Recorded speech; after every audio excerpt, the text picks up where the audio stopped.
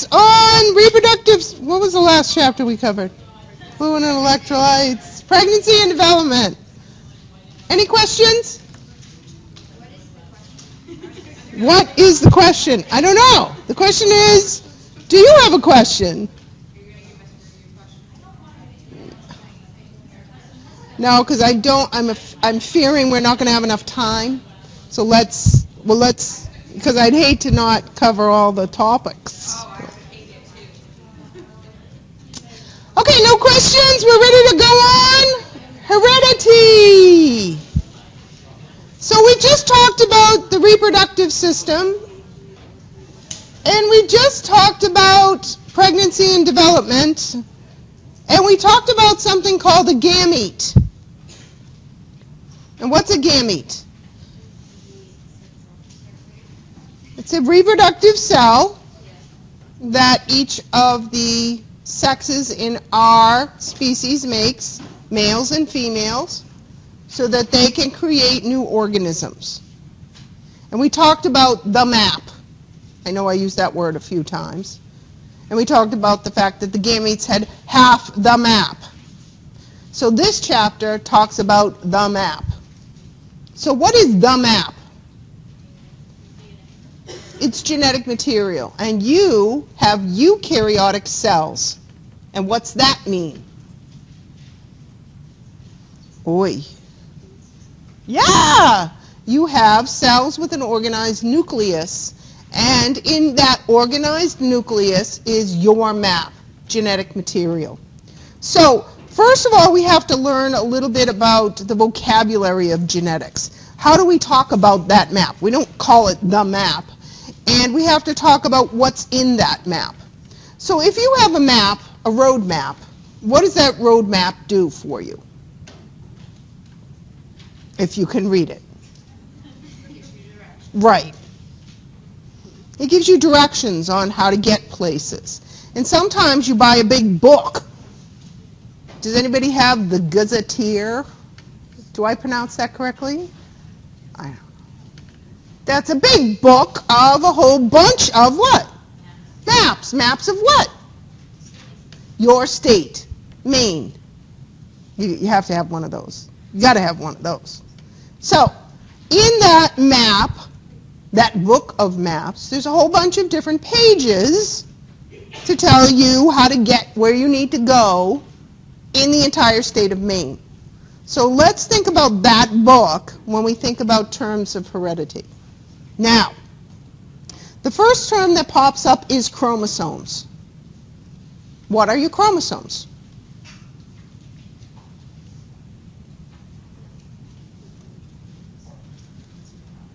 Yeah, that's your map. That's your genetic material. That's your DNA. And then they talk about something called an autosome. What's an autosome? And this is discussing the map. There's certain parts of the map that are going to give information on how to build you. Yes? How to build your hair and your eyes and your face and your bone structure.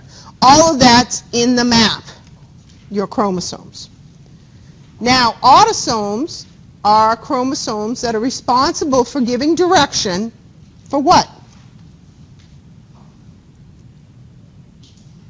Did anybody read this thing? Don't think so. You're all asleep. All right, we're going to move this along a bit, so I have to fill in the blanks for you. Autosomes give directions on how to build everything except for what? Your sex. And we talked about the reproductive differences in males and females. We have a pair of chromosomes that are going to help with that information. Those are called your sex chromosomes. So how many chromosomes do you have altogether? 23 pairs, or another way of saying that is 46, or another way of saying that is 2n. I'm glad you picked up on that.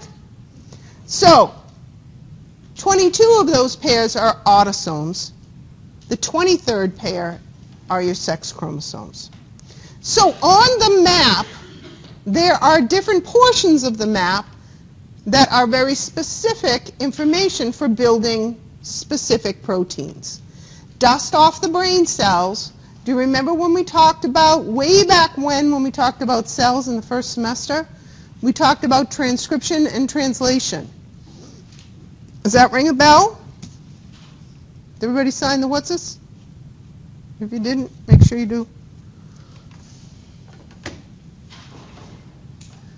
So on that map, just like your big book of Maine, there's a whole bunch of different pages.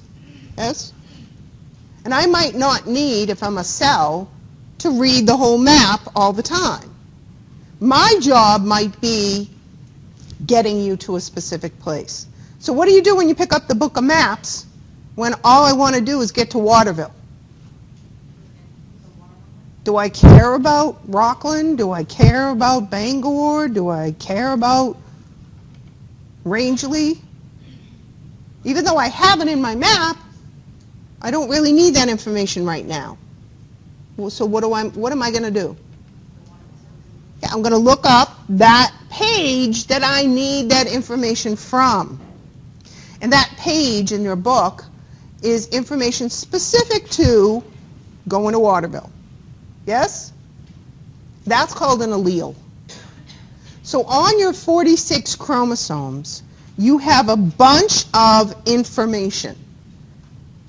And every 46 group of chromosomes, every 23 pairs of chromosomes in every single cell of your body, except for what cells? No, your sex cells have that. What cells? Gametes. The gametes you make only have half the map, only have half the number of alleles, only have 23 chromosomes. Yes? You following me? Okay. And what other cells don't have the map? Trick question. We learned about it this semester. We're in and around the cardiovascular system. What? Which blood cells? Red blood cells. Red blood cells don't have a what? They don't have a nucleus. They don't have the map. So those cells are the only ones that don't follow the rule. So alleles are bits of information that are going to code for you. And your entire map is contained in every single somatic cell in your body that has a nucleus, except for red blood cells. The gametes don't have the entire map. They only have what? They have half the map. So for every protein that you create, you have 2 alleles for that protein. Where did you get them from?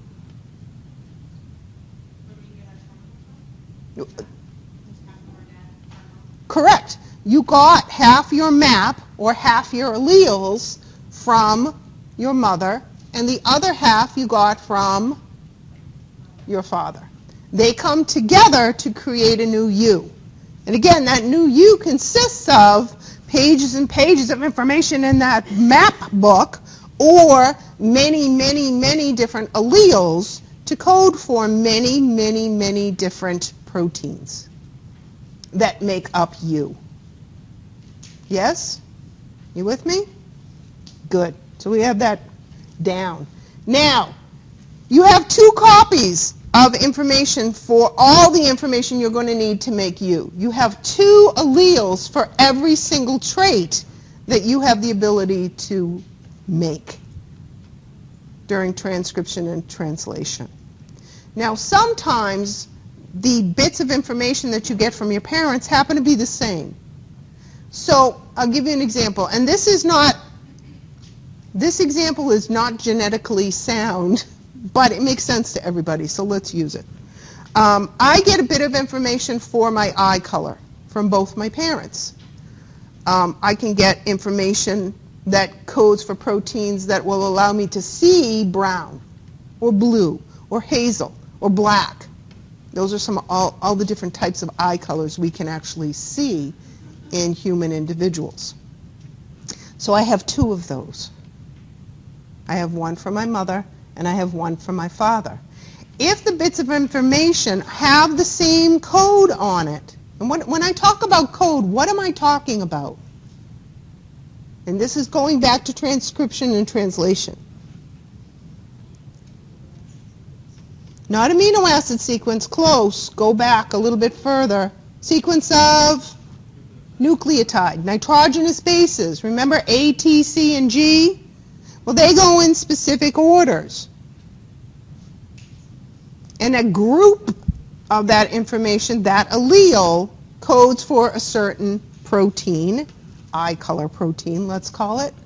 If I have the same code from both parents, so 2 copies of the same thing, I have brown eyes, so what if I have 2 copies of information that code for proteins that will allow you to see brown eyes? What am I for that trait? This is where a genetic term comes in. Now, homozygous. So I have 2 copies, always of everything, but if those 2 copies are the same for that specific trait, then I am homozygous for that trait. Yes? All right, so what if I have 2 copies for eye color, but they're not the same? I got, say, a brown-eyed copy from one parent, and I got a different order of nitrogenous bases that's going to code for a protein that will allow me to see blue. I'm heterozygous for that trait. Yes? Now yes?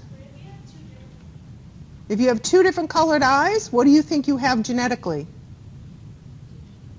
Yeah. And for some reason, your expression of those codes is giving you 2 different colored eyes. Typically, you would see a homogeneous color in both your eyes, but the way we express those genes, and that depends on a bunch of different things, other genes that we have or environmental factors, might cause us to express them. You know what I mean when I say express those genes? What am I physically doing inside the cell? For eye color. Why do you see eye color? What do I do inside my cells so you see eye color?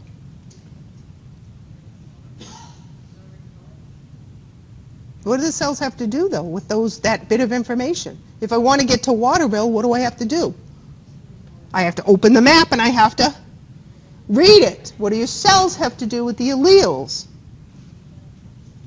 They have to express them. They have to unzip the DNA and do what? Transcription and translation. They have to actually use the code to make what? The proteins. So the way our cells express proteins, we can actually see that. That's called our phenotype in different ways depending on different factors. Did that hopefully answer your question? Yeah? Okay.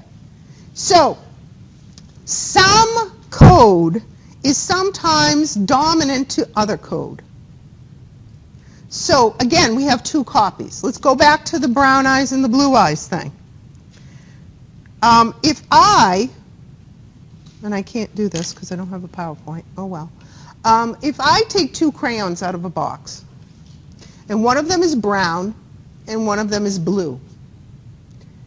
Envision this in your head. And now I color on a piece of paper. I put one line that's blue on a paper. And then I take the brown crayon and I go over the blue line and I create the brown line. What are you going to see? Brown.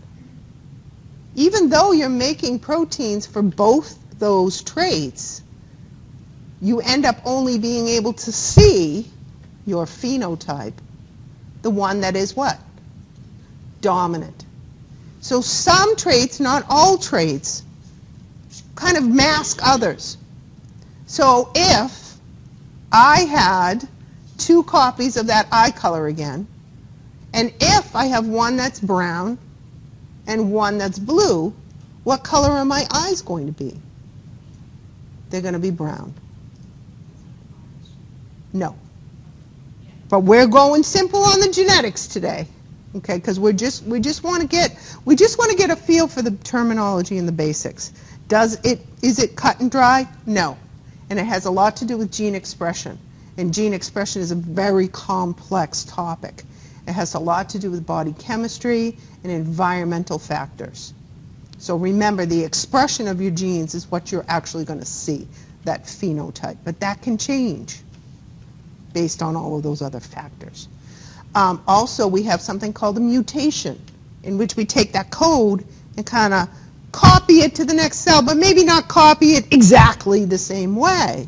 So we might get a variation in our offspring that's just a little bit different from the parents that conceived them. Those are called mutations. Now, some mutations are detrimental to the offspring. They might not survive. But some of them, they will survive with just fine. And that's where we get variation within a species. That's a whole biology thing. I don't want to get crazy on the biology thing now. So, you anatomy guys, we're going to get the terms down and we're going to understand the basics of genetics. So, you'll see my phenotype as brown, but my genotype is what? If I had to describe the genes I possess for eye color, what would they be?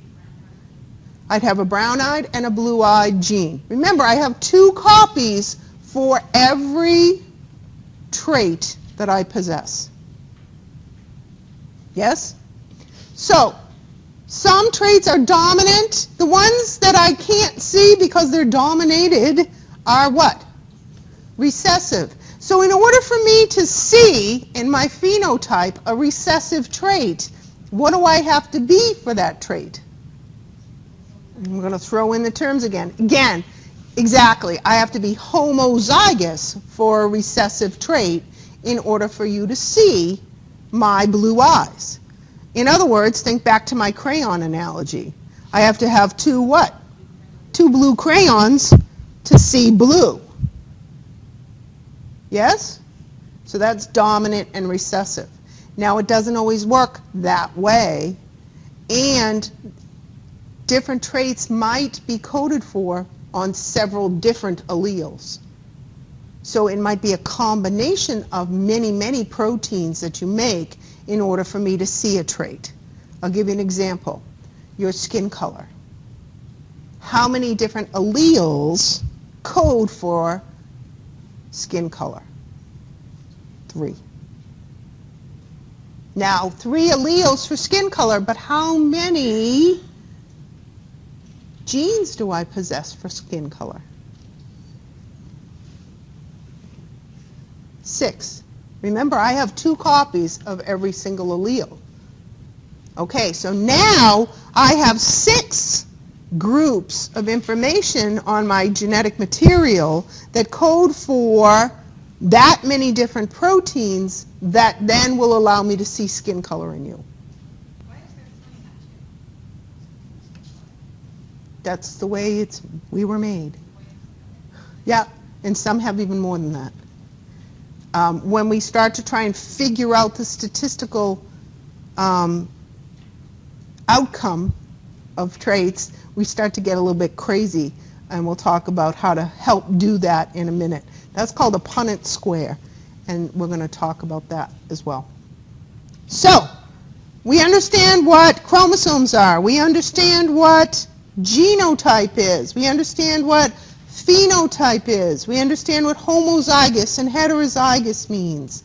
We know what a dominant trait is and a recessive trait. And if I were able to, and I can do this, take a map of your genetic material and lay it out, and thank goodness for computers, we can do this now. That map is called a karyotype. So I look at cells that are undergoing what? You know what they're undergoing? Mitosis, because that's where I can see the chromosomes. If my cells are just hanging out in interphase, what's in that nucleus? And again, we're going way, way back. Are chromosomes in the nucleus during just hanging out doing my job for a living? What do we call them? We didn't call them chromosomes. We called them chromatid. Remember that? And that's them not so condensed. That also allows me to unzip them and read the information off them too, when I have to do what I do for a living as a cell. So if I'm a cell in the pancreas, for example, and my job is making insulin, Where am I going to get that information from to make my insulin?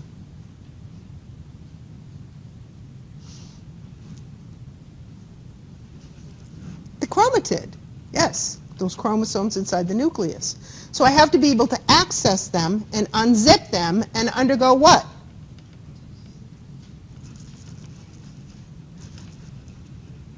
To make insulin, what do I need to do? Transcription and translation. So when I'm a cell just hanging out in the pancreas doing what I do for a living, I need to be able to access that information, unzip it, go through the whole process of transcription and translation, and make my insulin. Yes? But in the process of mitosis, I have to condense all that material, and this is where we can do something called a karyotype. So we can actually see your chromosomes a lot better because they're all nice and condensed. And what else have they done? Yeah, they pair up. They tend to hang out together with other chromosomes that have the same information on them. So back to the eye color thing. They're going to pair up with other chromosomes that have the other copy of my eye color. These are called homologous chromosomes. And this is what we see on this karyotype. And how many pairs, if you counted them, they used to put the numbers on them, but guess how many pairs there are up there? 23. So there's 23 pairs of chromosomes, and we can see them in a karyotype. Those 23 chromosomes, that diploid number of chromosomes, boom, there's another vocabulary word for you, is your what? That's your map, but it's got a fancier name. Begins with a G. Nope. That's your genome. Okay?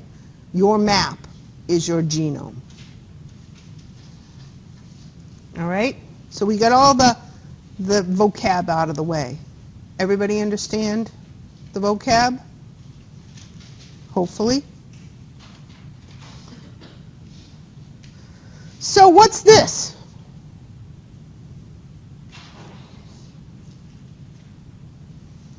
It says, according to the book, gamete variability resulting from independent assortment. Oh crap, what's that? Well, during mitosis, we're going to split those cells and we're going to make brand new daughter cells that look exactly like the parent cell. But during meiosis, and we talked about meiosis with spermatogenesis and oogenesis, it's not going to be exact. The gametes are going to have one copy of all the alleles you need to make a new individual. But we might not split that genetic material right in half. So your genetic material lines up in homologous chromosomes, just like we saw in the karyotype. But when I go to make my gametes, the ends of those chromosomes might actually kind of cross over and mix up. So that the gametes that I produce aren't an exact half of the information, the exact same as it was when I got it from my mother and my father, because I mix up those alleles as I become an adult and then when I produce my gametes. The process of kind of mixing up those alleles so that my offspring don't get what I got from my mother and what I got from my father, they actually get a combination of that. It's called crossing over and independent assortment. And this happens during meiosis. So this is kind of a little bit of a representation of what might happen to the chromosomes during meiosis. So, genotype and phenotype. Genotype is the type of genes I possess. Phenotype is the outward appearance as a result of those genes. And again, 2 copies, one from each parent, is what I receive. But chromosome segregation and independent assortment is going to mix up things even more. Now, is variation good in my offspring? Yes. The more variation in offspring, the better. Variation with a sense of mixing up what I got from my parents and not giving them exactly the same thing. So this diagram shows us an example of what physically happens during crossing over and genetic recombination. I'm still going to get one copy of each allele, but they're all going to be mixed up in the gametes that I produce. So say H is mother and E is something else, or here they're calling H hair color and eye color. In my somatic cells, as I grow, this is how my chromosomes are set up. So I got this little h, and usually when we talk about dominant and recessive traits, we give them letters instead of calling them by their full name, eye color, for example, or hair color. And the recessive traits get a small letter. So this is a recessive trait for hair color, whatever that may be, and this is a recessive trait for eye color. And this is the gene that we see on the homologous chromosome of our individuals.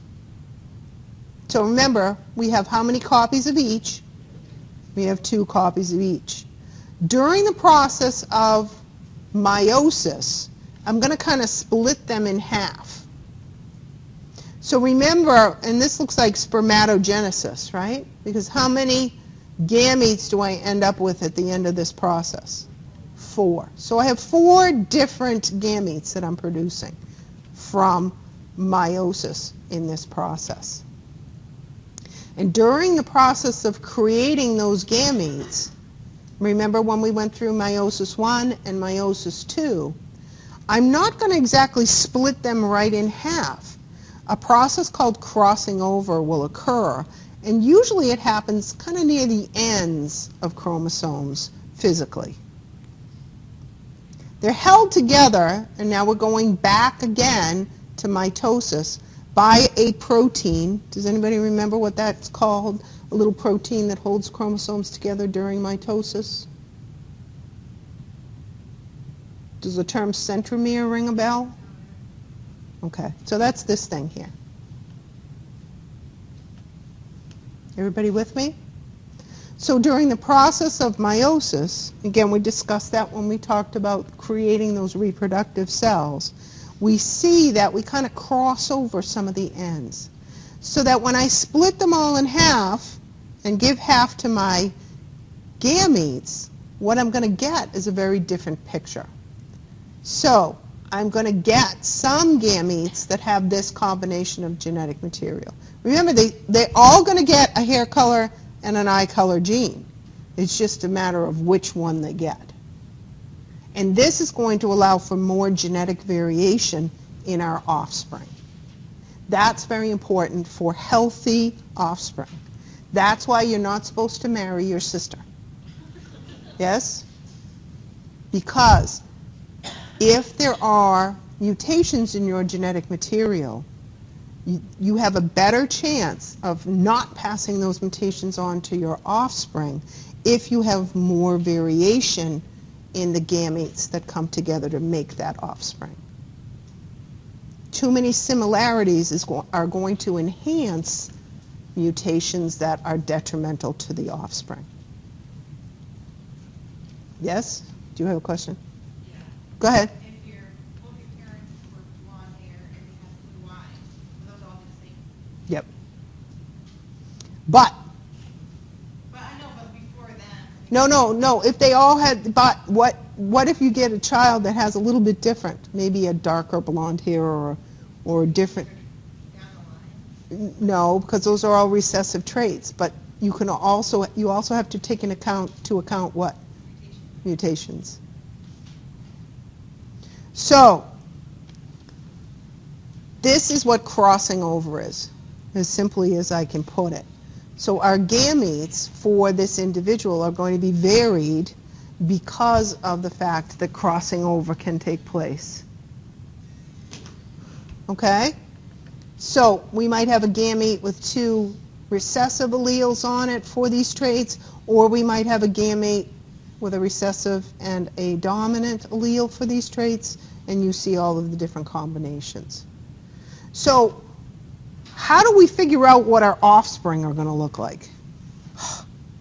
With all of these different combination possibilities, how are we going to figure out what our offspring are going to look like? Well, wait till they're born, but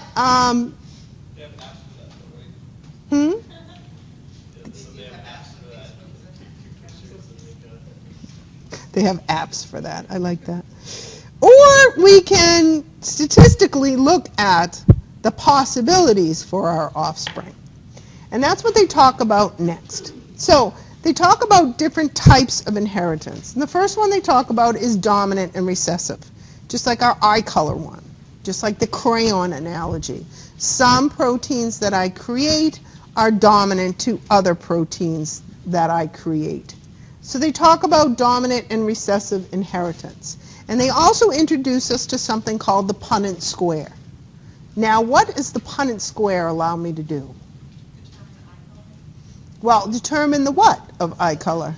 The possibility of eye color in my offspring. By knowing what my genotype is, I can kind of guess what the phenotype is. But has everybody heard the word statistics here? And probability here? Okay, so if I have a quarter, there's two sides to that quarter, correct? There's a heads and there's a tails. What is the probability that I'm going to flip a head? 50%. And 50% for tails. Is it possible for me to flip that coin 10 times and get heads every time? Yeah, because every time I flip it, there's a probability that I have a 50% chance to flip a head. So that doesn't tell me what I'm going to have. That gives me the probability of what I may have. Yes? And that's what the Punnett square is for. So, first of all, I have to understand what the genotype is of whatever trait it is I happen to be discussing. In this one here, we're talking about a heterozygous female for whatever trait this is. And did they tell us what the trait is? No. T. What's T? T, whatever it is, this mystery trait. T is dominant.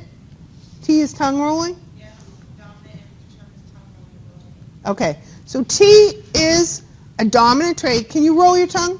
That's a big T. Big T. Can you roll your tongue? No, I can't do it. Can't do it. So what's the recessive trait?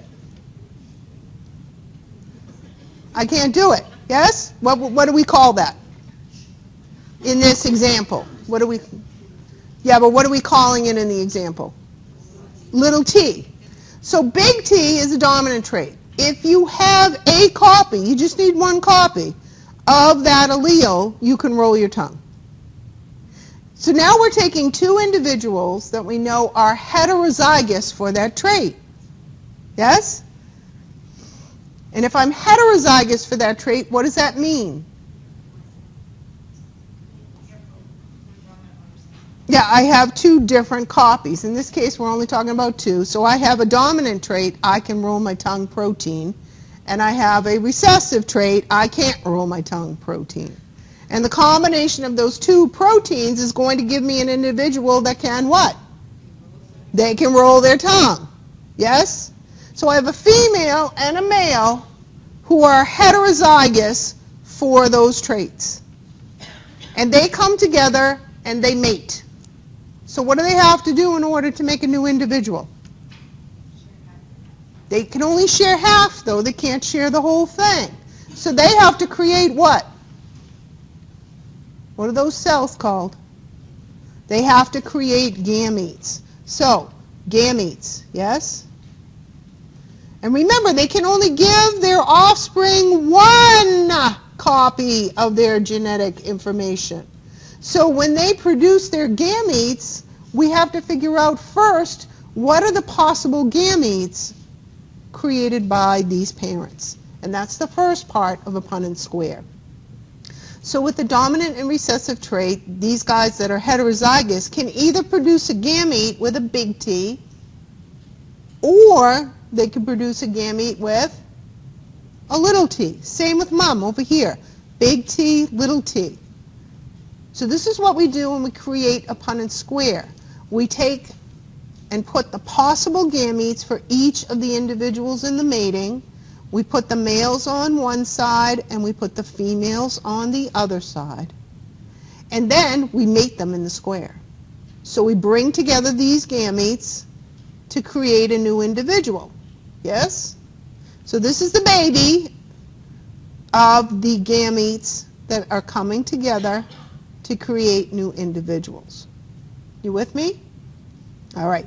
So what are the possible outcomes for the mating of two heterozygous individuals for the tongue rolling trait? What is the statistical outcome of our offspring?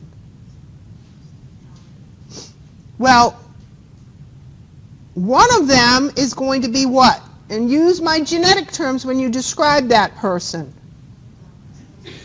Homozygous dominant. Big T, big T. Two of them are going to be what? Heterozygous dominant, right? So big T, little t. Two different genes. And one of them is going to be what? Homozygous recessive. Now, if these two people have 4 children, that's what they're going to have, right? No. Because this probability applies to every mating. Does that make sense? So these are the chances you have for every mating that's what the traits are going to show in your offspring. That's what a Punnett square shows us. So I have 1 out of 4 homozygous dominant, 2 out of 4 heterozygous dominant, and 1 out of 4 homozygous what? Recessive. Okay? And that's what a Punnett square does for us. So, and that's only with a dominant trait. So, they talk about dominant and recessive inheritance and dominant traits. They give us a list of traits determined by simple dominant and recessive inheritance. And that's just a very small list of all your traits. Tongue rolling, astigmatism, freckles, dimples in your cheeks. There's this nasty, rotten little chemical called PTC. You can either taste it or you can't. Widow's peak, double-jointed thumbs, and so forth and so on. Yes? So, since 3 of those squares have dominant tongue rolling, does that mean that that child has a 75% chance? Or does Correct. The top one, it does mean that? Correct. I'm glad you brought that up because that was my next roll-in. So this, what we've been talking about, is the possible genotype offsprings. But what are the possible phenotypes for my offspring? So how many of these kids are going to be tongue rollers? 3 out of 4. Do you understand why? Because this is a simple case of dominant and recessive. Even if I have just 1 copy of a dominant gene, what am I going to do? I'm going to express those genes and you're going to see it in my phenotype. Phenotype is the outward expression of the genes that you possess. So in this case, a simple dominant recessive trait, 3 out of 4 of my offspring are going to be tongue rollers. And the other one's going to be me. Okay? I haven't asked my parents which one of them can roll their tongue. My sister can roll her tongue, so we know that she got at least 1 copy of the tongue rolling gene from one of them, right? So one of them has to be able to roll their tongue, right? So I have to go check that because I can't. So that's dominant and recessive traits. Now, that's not how genetics works. It's not simple like that, because sometimes we have something called incomplete dominance, where we actually see the expression of both of our genetic materials. I don't want to go too far because that's sex-linked. So incomplete dominance is a little bit different from a dominant and recessive trait. Individuals with incomplete dominance are going to express both genes, and they will have input into their outcome. One of the things that they don't show us here, which I wish they did, was some of the works done by Mendel. Mendel was a monk way back in the 1800s that figured all this stuff out, believe it or not.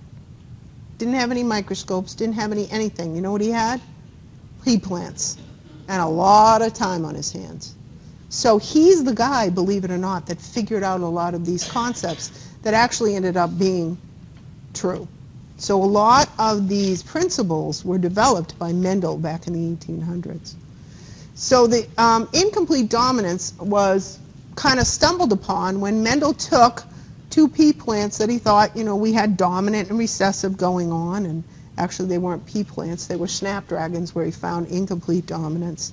And he took genetic material from these plants that had different flower colors.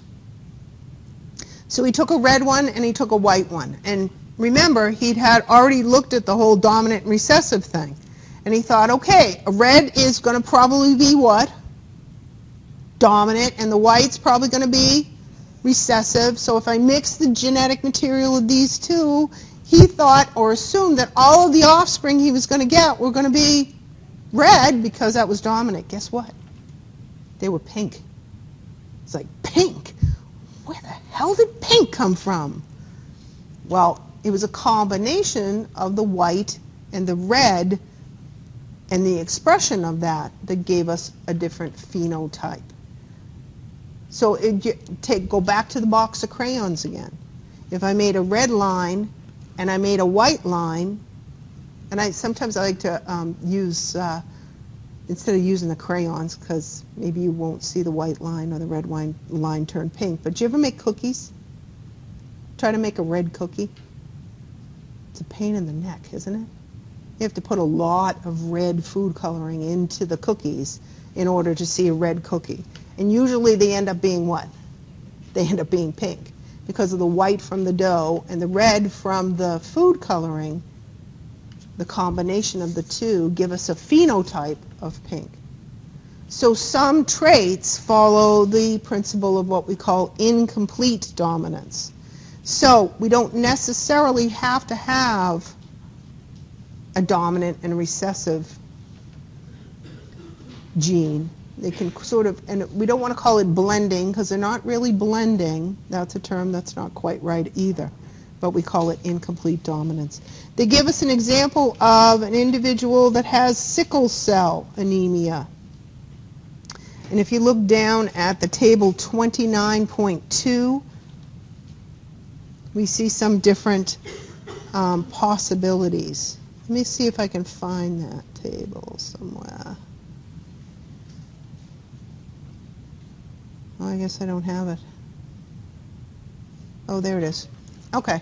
So, remember when we talked about blood type, when we talked about blood typing, when we talked about blood? We talked about a gene called I. Yes?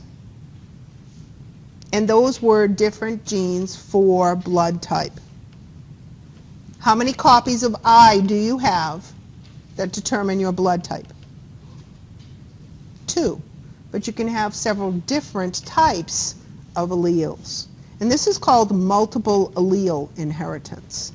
So we have different kinds of alleles we could possibly get from our parents, even though we're only going to have how many?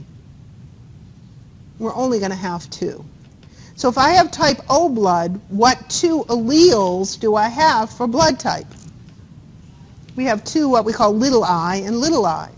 So I don't have any what on the surface of my red blood cells? I don't have any proteins that are A, and I don't have any proteins that are B. Remember this discussion? Okay, if I'm type A, what are my possible genotypes? Remember, what does type A mean? No antibodies. I have type A antigens, proteins, on the surface of my red blood cells. So that means I must have a copy from one of my parents to make that protein. So my genotype can possibly be this. I might have gotten 2 copies from my parents, an I, A, or what? Yeah, I might be heterozygous A. Can I tell that when I do a blood typing? No, because I'm going to make the protein and I'm going to do all those things that I normally would. You can't really tell someone's genotype until they do what? Have what? Offspring. Type B is another allele I might possibly possess. Big B, or big B, little I. Or I might be type AB. So in the case of multiple allele inheritance, I am expressing all of the alleles I have. I'm going to see them if I have them. Does that make sense? And there are 3 different ones in this case that I might have. I might have a little I, or I have the possibility of getting IA, or the possibility of getting IB. So in order to have O, you have to have an I when mom and I were there. Correct. What if, well, yeah, so if they were like AI and he was BI, then you could be II? Is that Correct. okay, 'cause my mom's anyway, that's me and I both. Yep. So, okay. So they're both what? That now that they've had offspring, you can tell what their genotype is. So it's AI and BI. Yeah. But they also have the possibility of having children that are A or B, or AB. Exactly. So if we break these guys out on a Punnett square, we'll see that all of those are possible offspring outcomes. So some traits need to be recessive in order for them to be expressed. Some traits will be expressed no matter what, and there'll be combinations of traits as well. They talk about, before I get too far, individuals heterozygous for sickle cell gene have what we call a sickle cell trait. So in this case, this particular gene that codes for a particular protein, what do I have to be in order to express enough protein to make my cells sickle cells?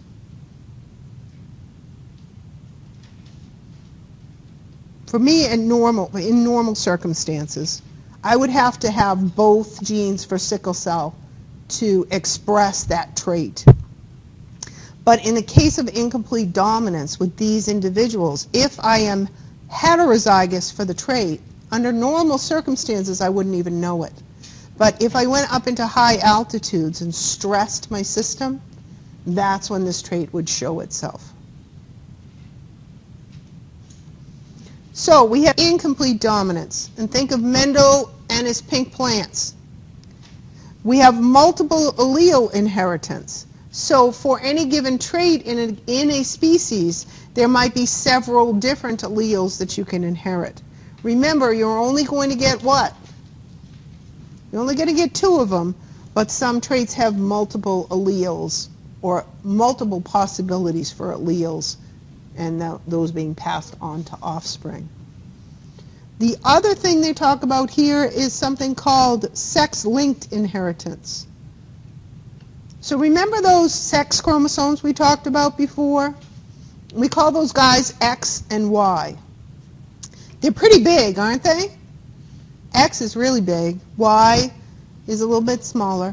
Y is missing the portion that allows this individual that possesses them to put clothes in the hamper. Did you know that? It's genetically missing. Who possesses the Y chromosome? Males. Dissing you boys. Yeah. Little jab there. Can't get the clothes in the hamper because they are genetically deficient. So give them a break. But no, that's not true. Y chromosomes and X chromosomes carry alleles that are going to determine an individual's sex. If I am a male, what pair of chromosomes do I have? I have one X pair and I have one Y pair. So this individual is a male. If I'm a female, I have what? I have two X chromosomes. And that is going to give me information to code for being a female. It's going to allow me to make all the female parts and all of the female hormones I need. And Y is going to produce a male. But that's not the only thing, that's not the only information I'm going to find on these chromosomes. So there are other bits of information on these chromosomes that code for other things. And that's what they talk about under sex-linked inheritance. Many of those things are actually located on the X chromosome. So does anybody have an idea or of a trait that's a sex-linked trait? Hemophilia, color blindness. Ready for this, boys? None of you got, well, baldness. That's on the X chromosome. So if you're mad because you're losing your hair, don't get mad at Dad. Get mad at Mom. It's her fault. Yes? Those are called sex-linked traits.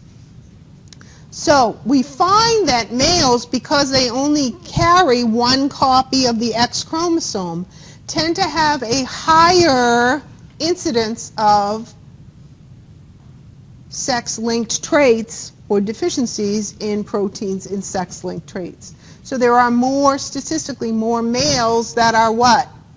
Colorblind. More males tend to have hemophilia. More males tend to be bald. Why? Because they only get one shot at it. We get what? We get two to fix the problem. So, are there colorblind females? Yes. But they have to have what? No, they have to have two copies of that information on both their chromosomes. Okay, so men have a higher incidence of sex-linked deficiencies. So, that's a sex-linked trait. Polygenic inheritance. And this is what we were talking about when we were talking about skin color. So not just one gene or one allele is responsible for the outcome or phenotype of a polygenic inheritance. So in the case of skin color, there are 3 separate alleles that are responsible for coding for proteins that are going to show us your skin color. And remember, how many copies of each allele do I have? 2 copies. Now, want to blow your mind and try and make a Punnett square out of this? Yeah. But how would I determine what the alleles would be for my offspring? And notice they cheated here. They made it a very light individual with all recessive and a very dark individual with all dominance in all 3 of these alleles. And what do the gametes look like? Well, I can only give you one A. Yes? So one A. For the light parent, it would be a little a. And I can only give you one B. It would be a little b. And I can only give you one C. It would be a little c. For the very dark parent, it would be a big A, a big B, and a big C. So the first generation offspring of this mating is going to have this particular combination. Big A, big B, big C, little c. Now it gets crazy, because what are the possible gametes going to look like?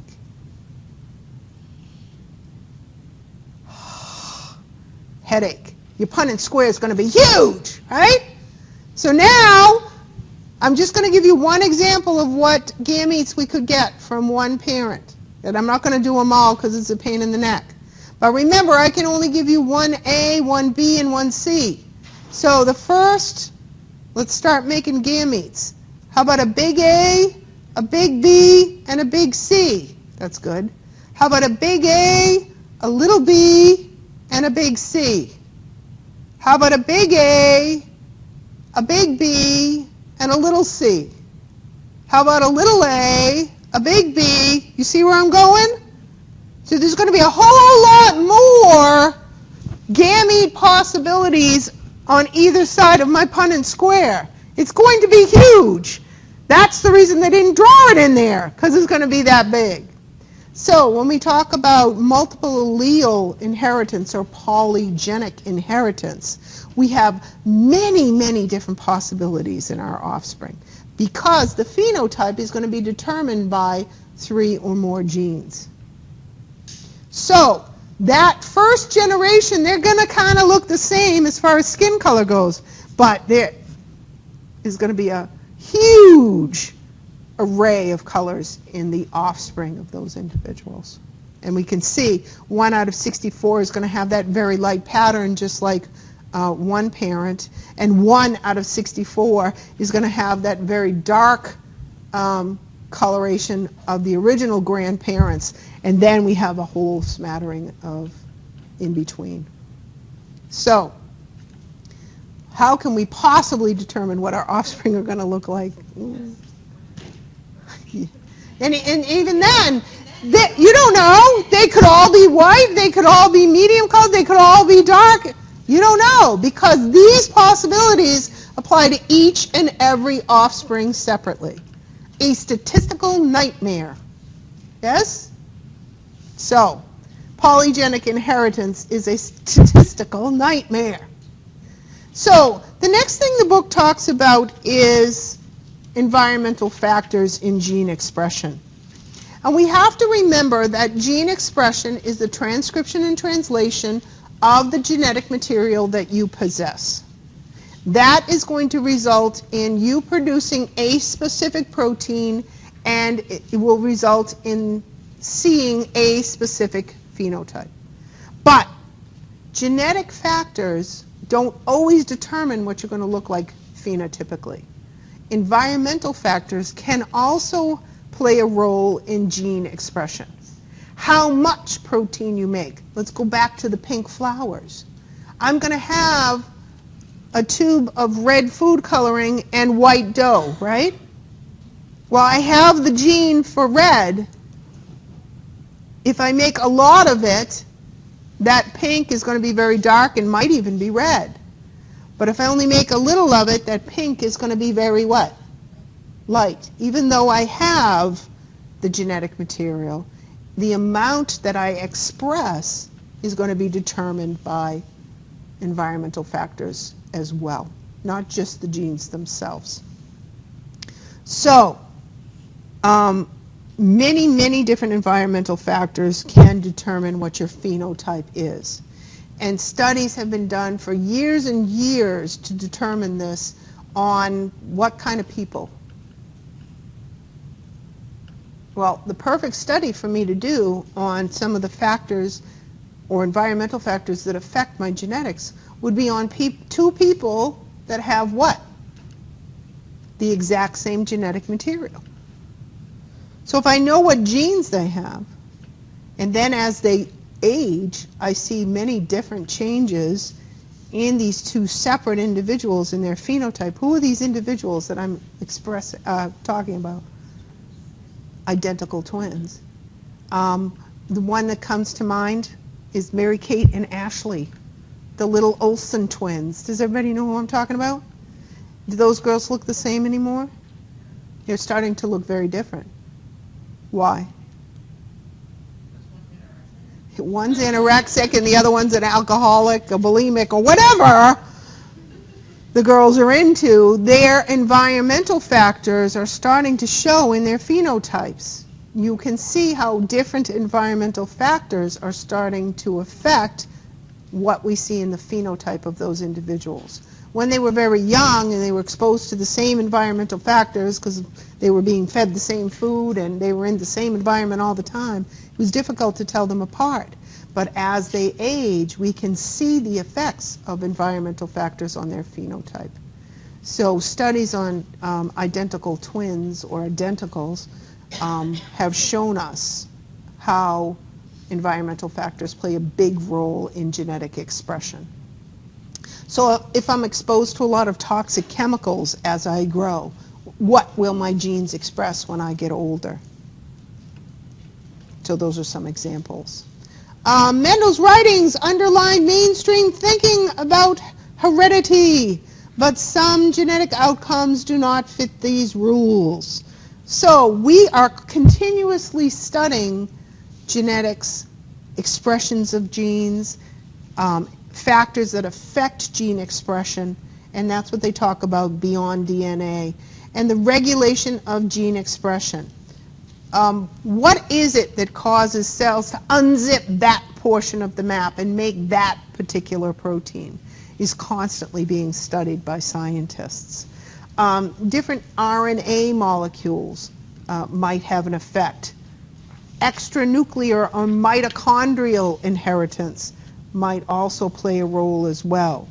Remember when we were talking about organelles, and they also have to replicate themselves during the mitotic process? Well, some of the organelles actually have their own genetic material. And one of those organelles is your mitochondria. Now, inside cells at any given time, we might make more mitochondria if needed, and not necessarily undergo mitosis to do that. Cells in your muscles, for example, or cells in places like renal tubules. Some cells have more mitochondria than others. So if for whatever reason, a cell might need to make more mitochondria if they're in a situation where they need to make more what? What's the mitochondria for? Making ATP, right? So maybe I need to make more ATP for some reason. Give me an example. Muscle cells. Maybe I'm in a situation where I maybe need to make more ATP. Can I make more muscle cells? No. So, well, what's that situation? Hermits on sale in the cafeteria. I need to use my muscles more. I need to make more ATP if I'm using them for exercise, for example, or running to the cafeteria to grab the last hermit. Yes?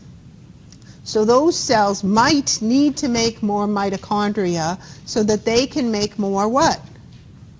ATP.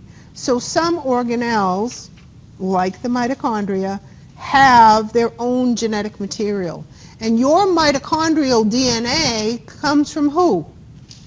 Do you know? You probably think the correct answer would be both parents, right? No.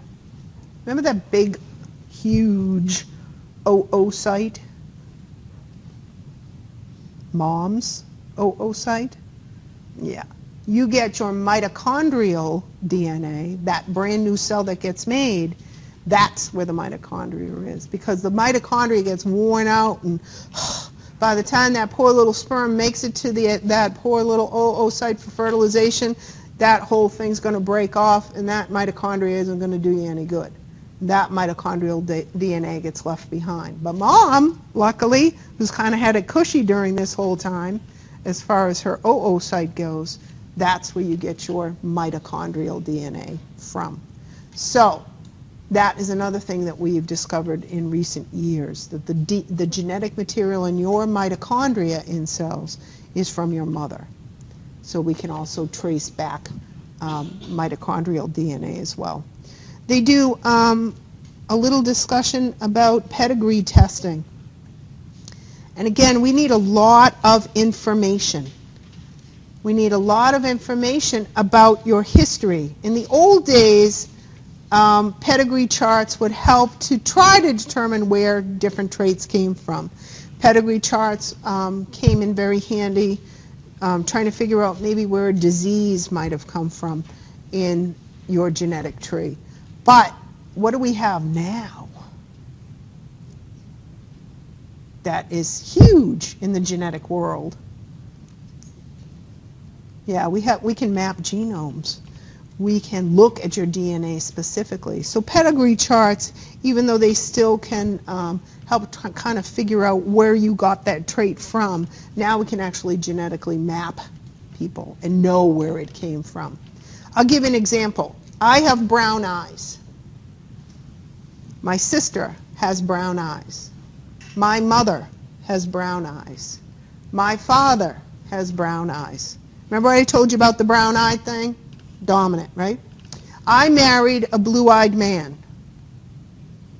My son has brown eyes. My daughter has blue eyes. What's my genotype? Yeah. Where the heck did I get that from? My mother has brown eyes. My father has brown eyes. My sister had brown eyes. Where did that gene come from? Aha!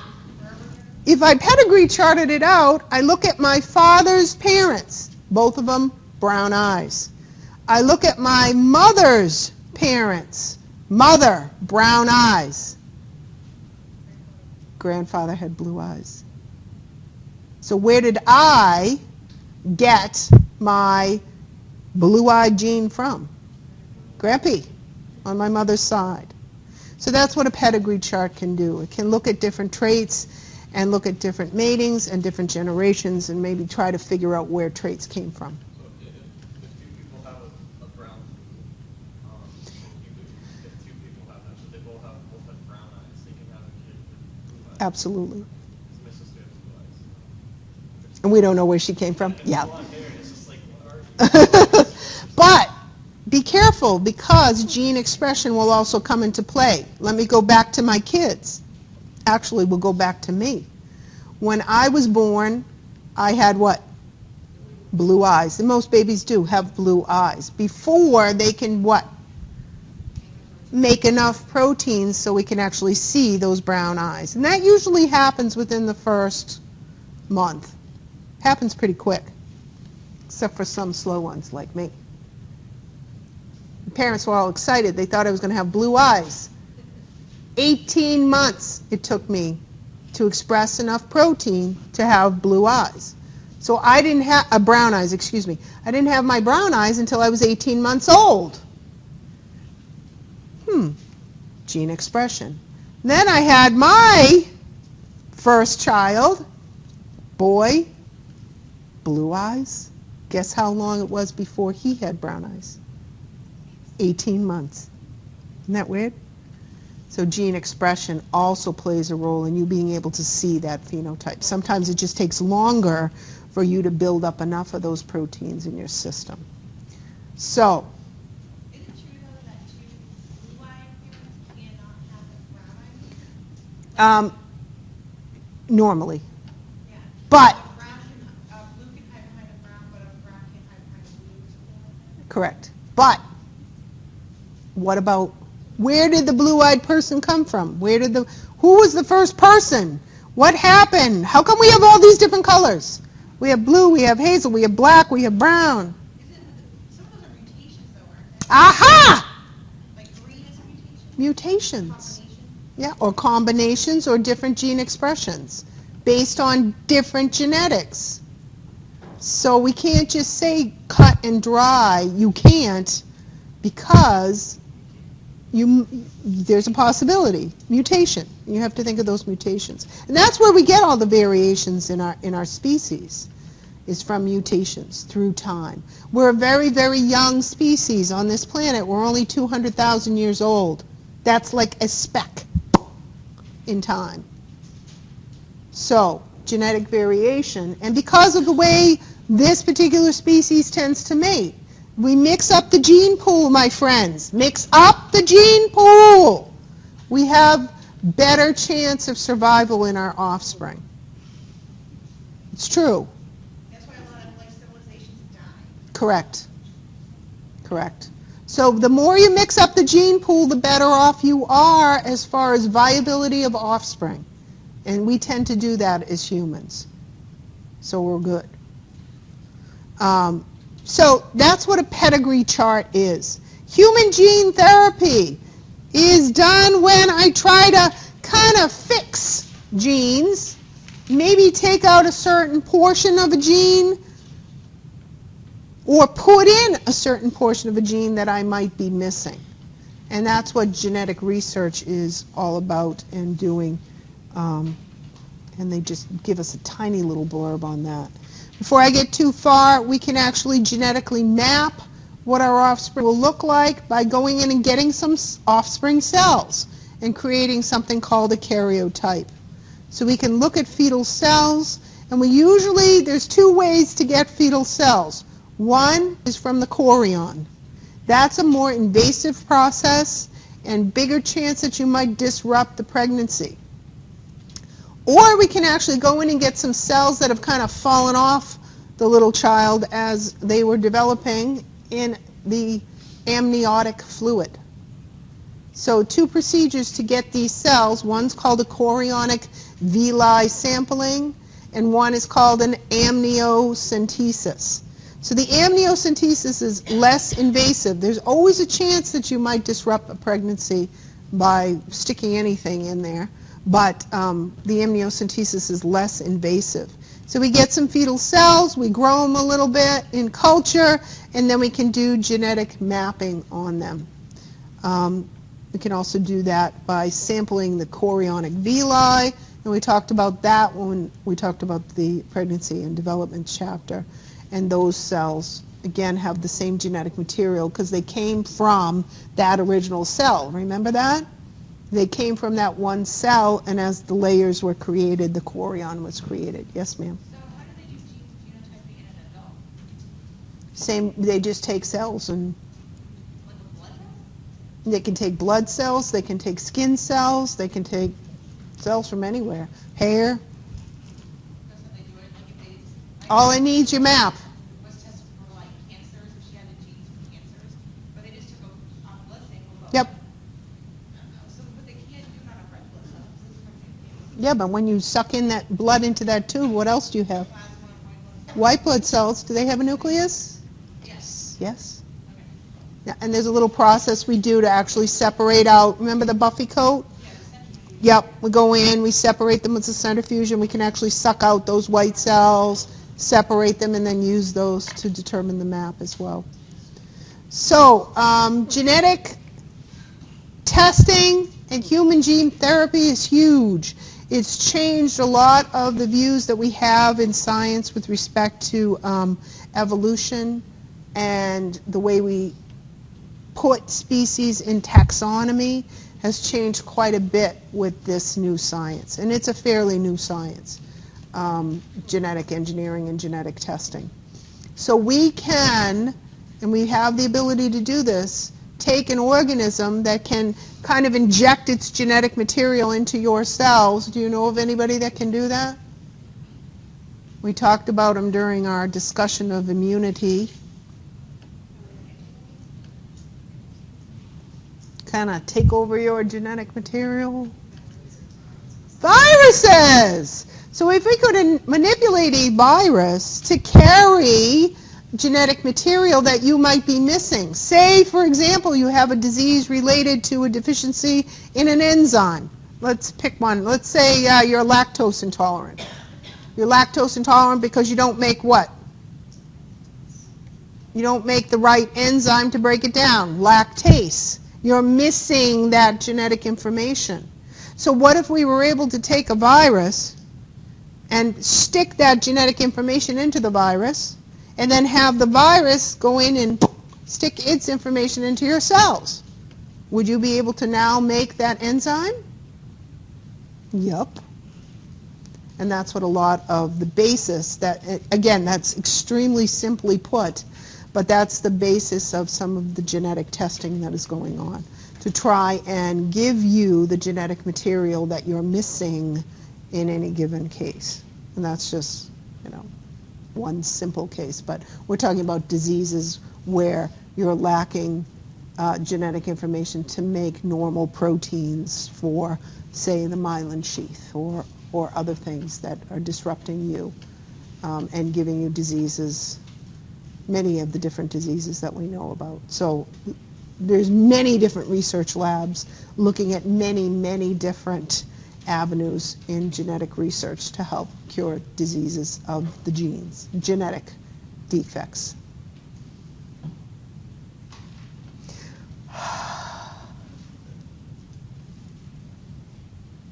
You got it? You good? Genetics is extremely interesting, and it's too bad it's the last chapter. I wish we could go into it more, but it's something that you as science people might be very interested in looking into. The Human Genome Project, you know how long it took them to figure out what genes did what? I'll give you an idea. Back in 1980-something, when I was just born, they started the Genome Project. I worked for a biotech company who was so excited about this Human Genome Project because we were going to try to figure out which genes, which alleles did what in the human. And it was a collaboration of many, many different labs. Do you know when they finished that project? Many, I'm talking hundreds, thousands of labs worked on this project as a collaboration. 2001, 2002, in and around there. So how many years of many, many different people working on this project? 20 plus years to try and figure out what your genes did. That's really important information because now if we have a genetic defect, we can kind of hone in on which gene is responsible for that and try and figure out what the genetic code is for that specific thing. And maybe if we finally figure out how to splice in those genes, we can fix things with genetic engineering. Is there going to be essay questions? No, absolutely not. Nope. Really? No essays, no. Any other hints you want to give us for studying? You got a bunch of chapters to study for. I know, but that's why I said it. Yeah. So basically, because how many chapters are on this exam? And who's not here today?